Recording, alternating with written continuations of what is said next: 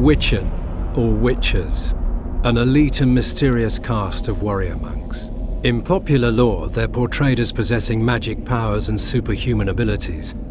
Witchers were believed to combat evil spirits, ghastly monsters, and all manner of dark forces. It's possible that witchers had animal eyes, which granted them sight in near darkness, rendering survival probable in encounters with fiends both subterranean and nocturnal, kobolds, vampires, and ghouls. Witchers used their silver swords to kill creatures of magic provenance, wraiths, cursed souls, and striggers. With their swords of meteorite steel, they felled non-magic beasts, and the occasional human who refused to pay for services rendered. In combat, witchers would go into a trance, induced, it's supposed, through self-hypnosis or the consumption of intoxicants. They fought with blind abandon, sensing absolutely no pain, ignoring even serious injuries, which fed fears and superstitions about their unearthly powers. There is little doubt that witchers were perceived to be vile beings who could bring misfortune down upon common folk with their gaze alone. The heroes of fairy tales and other yarns, witchers entered the folklore of the Nordlings. This is true of one especially, Geralt the Riv, known as the White Wolf. Listen now to one of the legends about him.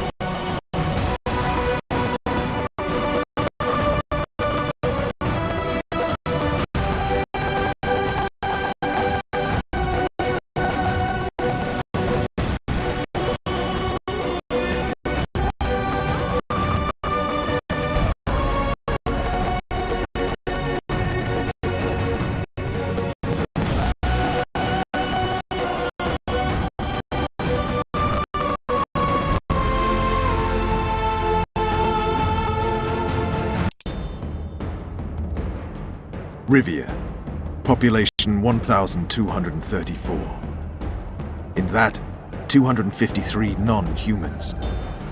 September the 25th, 1268, a riot erupts. A massacre ensues. The streets run with the blood of elves and dwarves. One person finds the courage to face the raging crowd.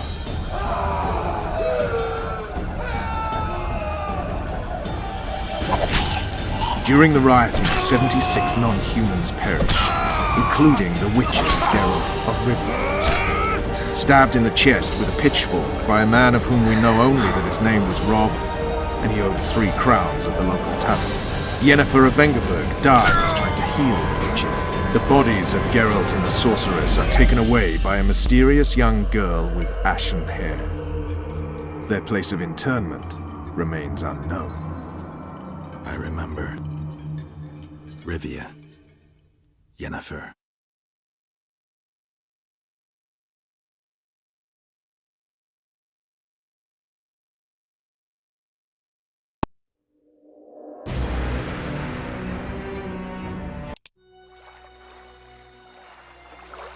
Yennefer told me that Ciri has departed for good. She inhabits another world and is happy there. Before she left this one, she gave us the Isle of Avalok, our island. We stopped counting time.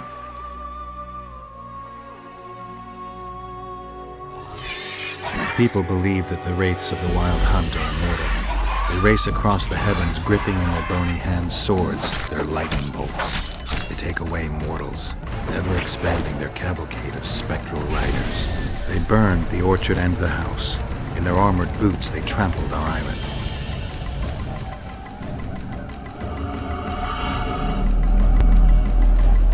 And they made off with Yennefer. I had to get her back. Return to reality. Return to the Witcher's path.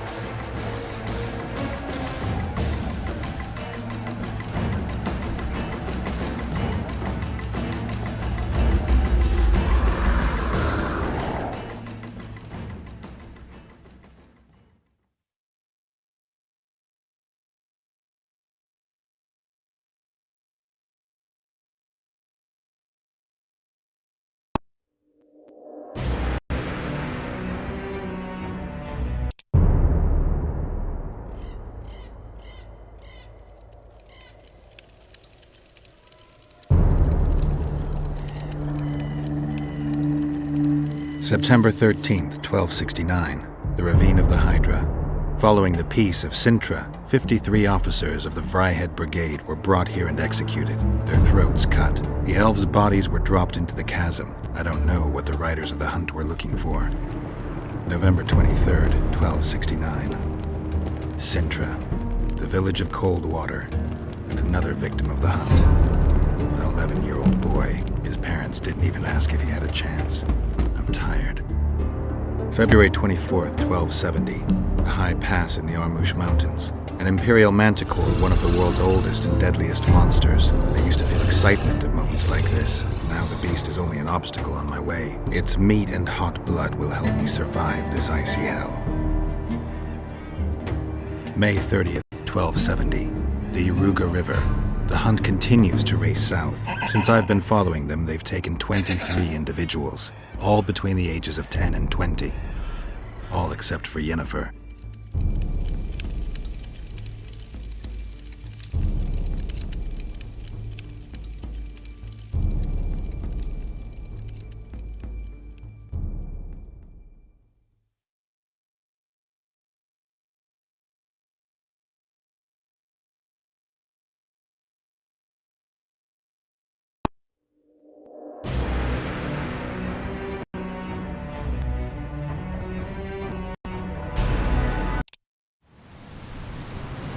July 25th, 1270. The forests of Angren. No mighty mortal, no heap of meat or strong man can parry the strike of the Slizzard's tail. Letho couldn't either, but by some miracle he survived. I helped him. After all, Witchers on the path should help each other. He had 2 comrades, brother Witchers from the School of the Viper. The hunt continued south, and Letho of Gullet knew where it was going. He knew where the hellish chase would end.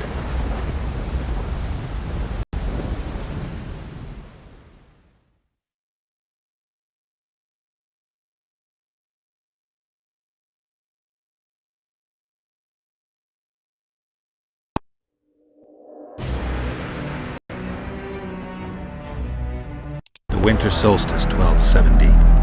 Midinvern, the night of magic. Letho wasn't lying, the hunt had stopped. At the Hanged Man's Tree, the spectral riders selected from among those they had taken. Yennefer was among them.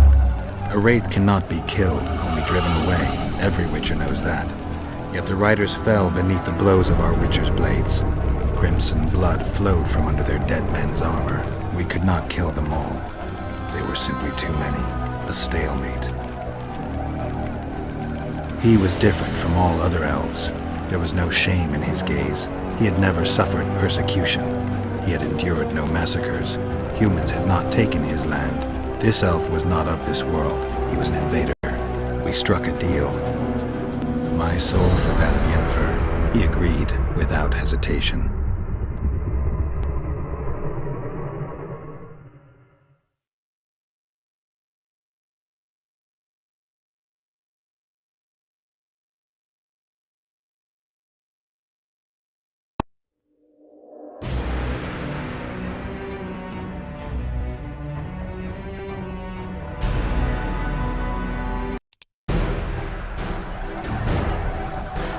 War is a good time to forge friendships, alliances. Harry and Lavalette, busy building walls and forging swords, forgot that.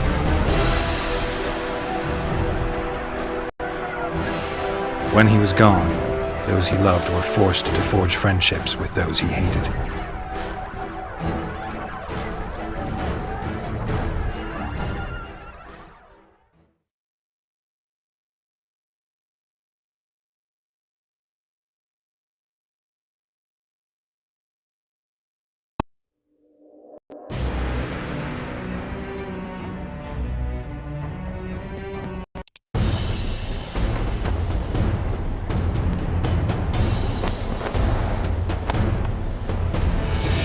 Honor's a curious thing.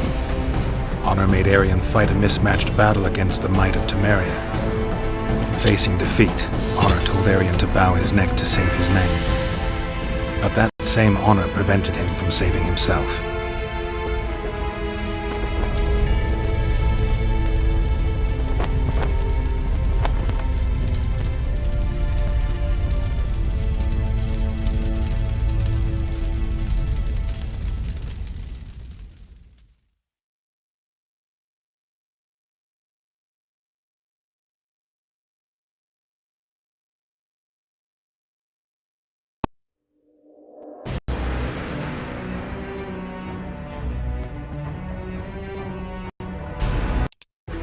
Roach had murder in his eyes.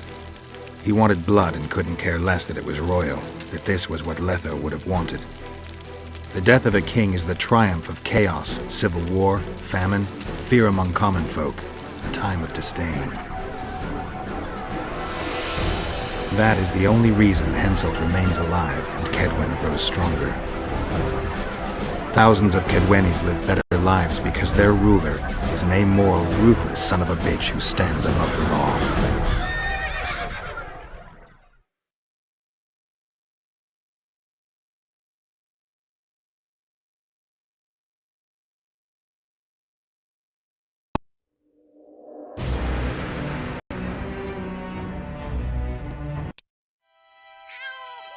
For the good of the Temerian crown, Vernon Roach is prepared to do anything.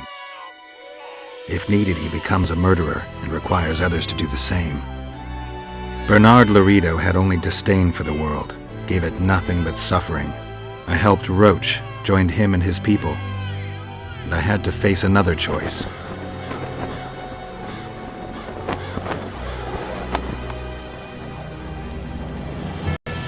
Killing the commander of a forgotten trading post is not the same as killing a king. Even if both are murderers and rapists.